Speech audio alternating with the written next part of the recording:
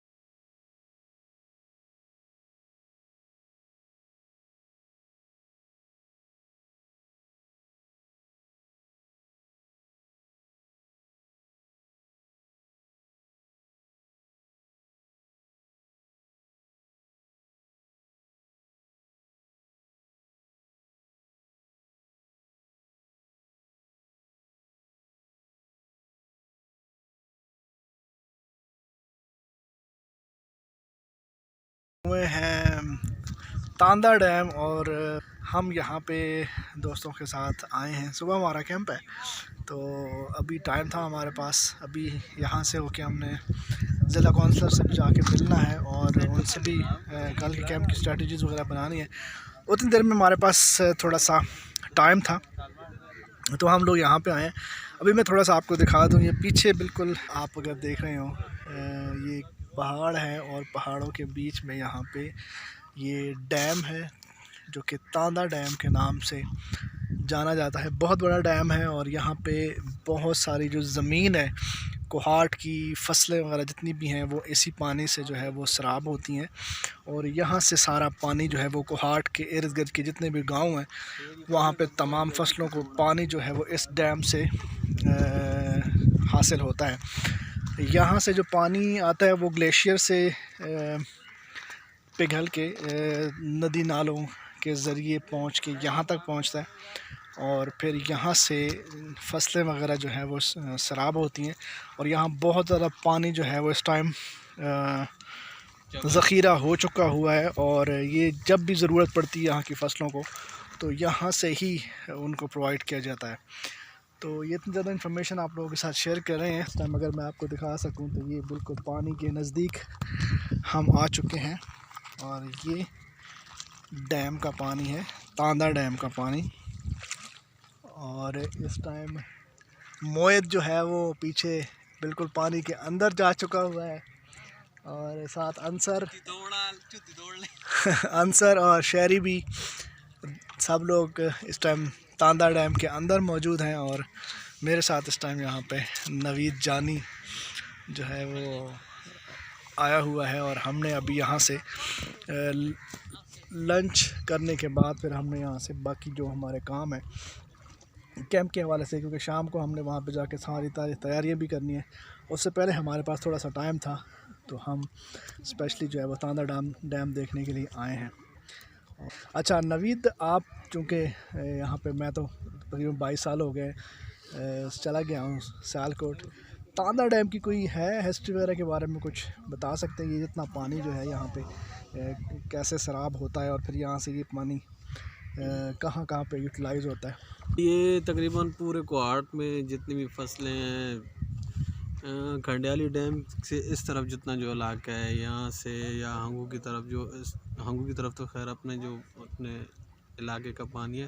पूरे कोहाट में जितनी भी फसलें हैं उनको जब वो गंदम काश्त के लिए या लहसुन की काश्त के लिए जितना भी उसको ज़रूरत पड़ती है फसलों को, तो ये कोहाट डैम का ही पानी हमारे फसलों को जाता है और उनको सैराब करता है हमारी फसलों के लिए।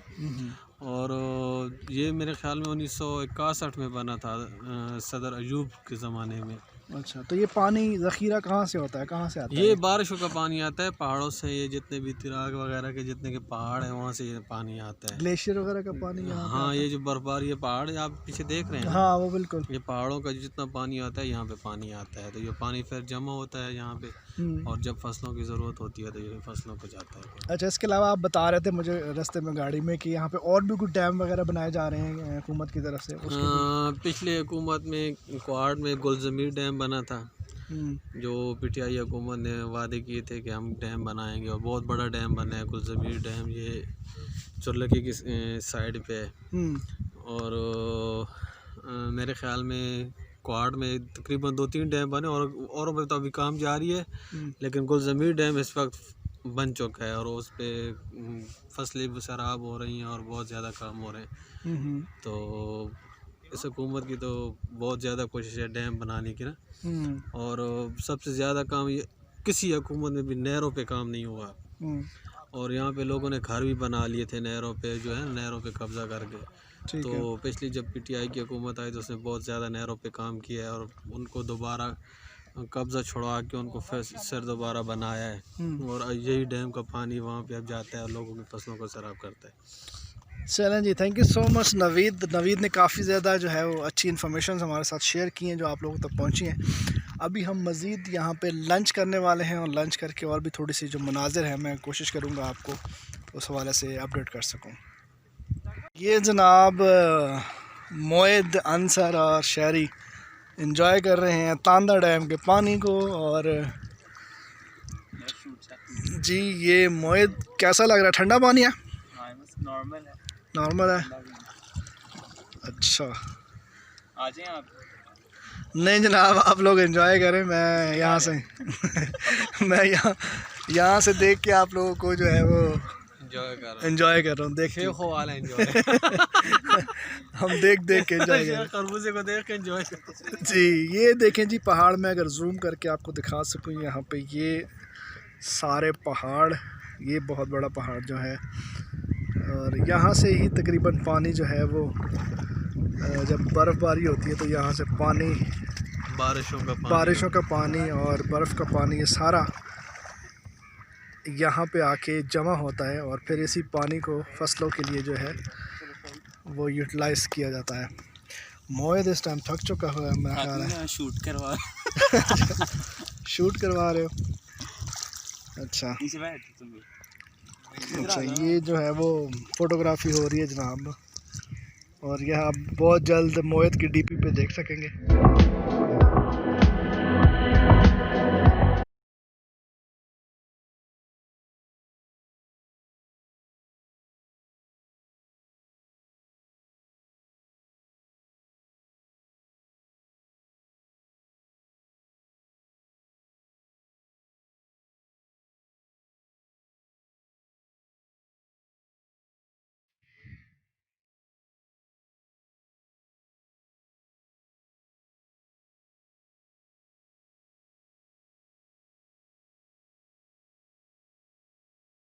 हम करने लगे हैं लंच विद काबली पुलाव, और ये मैं आपको दिखाने लगा मुझे काबली पुलाव ज़बरदस्त। आपके मुंह में पानी ज़रूर आएगा क्योंकि ये यहाँ की स्पेशल जो है वो डिश है, और अभी हम यहाँ पे लेके हैं और आपके सामने खाने लगे हैं, और थोड़ी देर में आपको बताते हैं इसका टेस्ट कैसा था। इस टाइम हम बहुत एडवेंचरस एरिया से गुज़र रहे हैं, और ये तांदा डैम के साथ का बिल्कुल रास्ता है और काफ़ी ज़्यादा एडवेंचरस है, आप देख सकते हैं। यहाँ फिल्म की शूटिंग भी हो चुकी है। हाँ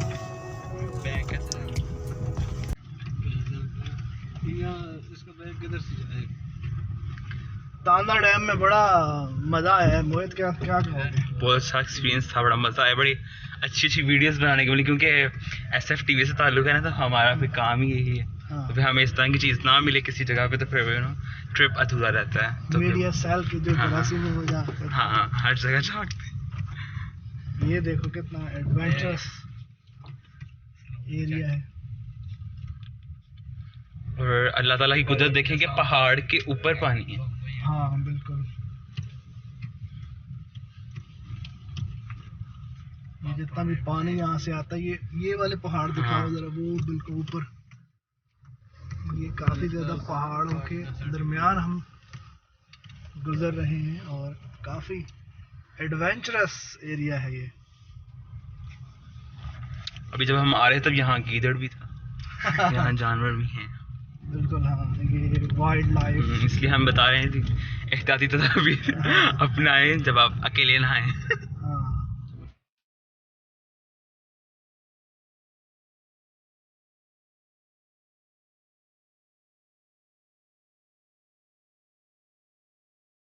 ये आप देख सकते हैं पहाड़, बहुत ऊंचे ऊंचे पहाड़ हैं और उन पहाड़ों के बिल्कुल साथ एक सड़क है जिसके ऊपर हम ड्राइव कर रहे हैं। ये नहीं बता रहे हैं। और यहाँ से जो है वो हम अब कोहाट शहर की तरफ जा रहे हैं। यहाँ पे काफ़ी देर इंजॉय करने के बाद, तांदा डैम के पानी के अंदर इंजॉय करने के बाद अब हम वापस जा रहे हैं। और ये पहाड़ जो सामने से आपको नज़र आ रहा है, ये काफ़ी ज़्यादा ऊंचे हैं और सड़क जो है वो काफ़ी अच्छी बनी है। यहाँ पे बड़े स्मूथ ड्राइव है यहाँ पे। अगर आप लोगों का कभी यहाँ पे आना हो तो आप ज़रूर यहाँ पे कोहाट में आके तांदा डैम ज़रूर आएँ। और तांदा डैम में ये सारी खूबसूरती, नेचुरल जो ब्यूटी है वो आपको नज़र आएगी।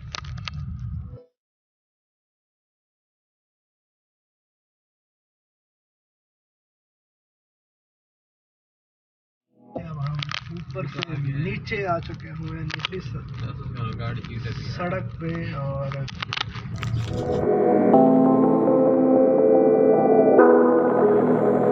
अच्छा सर, एक बात बताएंगे, हम सियालकोट से कोहाट आगे इतना लंबा सफ़र किया है तो ये गाड़ी यहाँ से क्यों नहीं हिली तब की?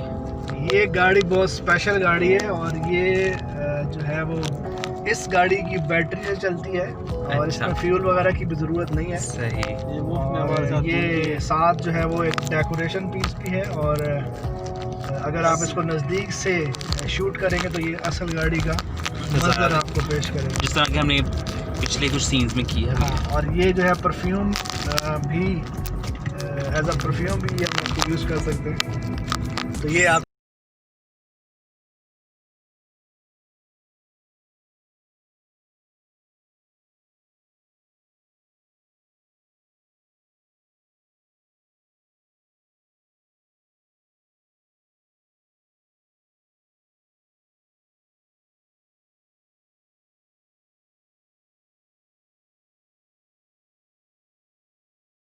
फ्रेंड्स, इस टाइम हम कोहाट में, आपको पता है कि कैंप के से आए हुए हैं और इस टाइम हम मौजूद हैं तबलीगी मरकज़ कोहाट में।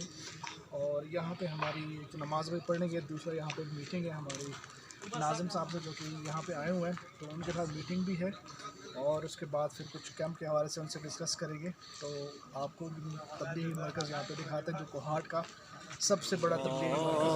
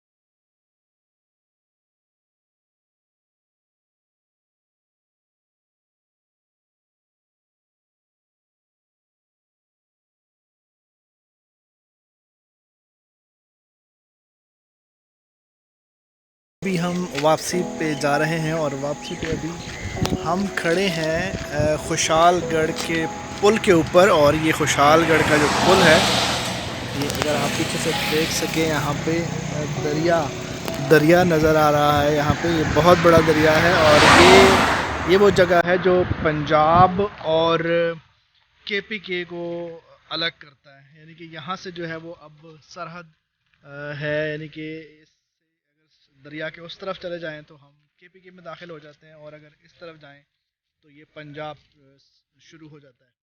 और अभी यहाँ से मैं आपको अगर थोड़ा सा दिखा सकूँ, ट्रैफिक काफ़ी ज़्यादा है। ये मैं आ चुका हूँ यहाँ पे, और यहाँ से एक और पुराना पुल है पीछे, जो कि रेलवे के लिए जो है वो इस्तेमाल होता था, लेकिन अब ट्रेन जो है वो इतनी ज़्यादा यहाँ पे नहीं चलती है, इसलिए वो